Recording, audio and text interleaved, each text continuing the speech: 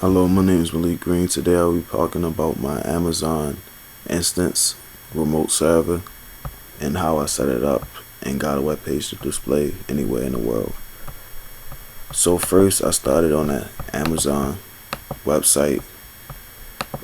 I had to create an account or a free account, and then I had to launch an instance.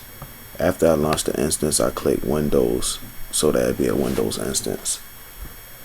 And then I had to click on the instance and then click connect, and I downloaded the remote desktop file so that I can access it from my computer, along with I took a note of the password so that I can log into the instance. After I did that, I could now log into the instance. Within the instance, I had to first download XAMPP and start XAMPP so that the server could be running. And then I also went into the XAMPP folder and created a PHP file for this project, which I will want to display when the IP address is inserted into the browser so that it can show my instance. At first it didn't work because Windows Firewall along with AWS Firewall was blocking it. So first I had to go back into the Amazon AWS site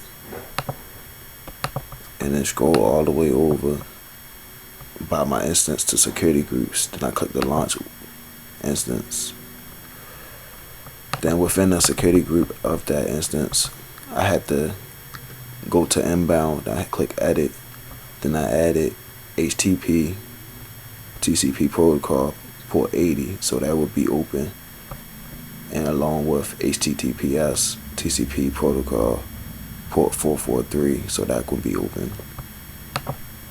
It still will not load after that, so then I have to go into the actual Windows firewall within the instance, and I also added a exception for inbound rules for port 443 and port 80, similar to what I did on the AWS site. After that, I also had to change the config file within XAMPP. This is the config file. I had to search through here and then find where it said document and directory root, and then edit that so it'd be the same as the PHP file, which I wanted to be displayed on a website. And finally, I could simply go into a browser outside of my instance and then type in the IP address from anywhere in the world, and this will pop up. Hello, this is Malik Green. This is my instance, today's date, along with my public instance DNS name.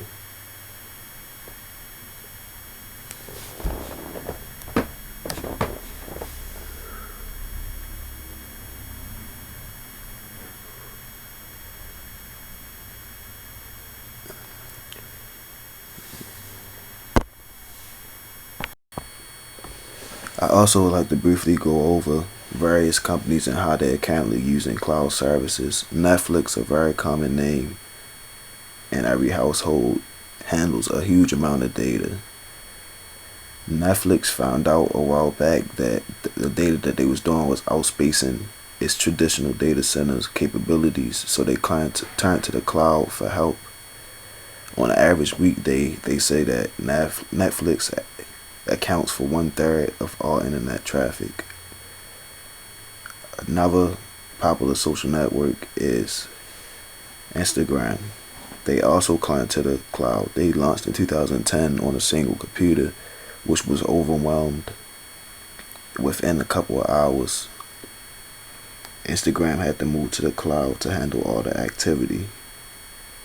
Apple, which slogan is to be on the cutting edge of technology, also turned to the cloud when it released Siri, because it wanted to find a way to update Siri without users knowing it.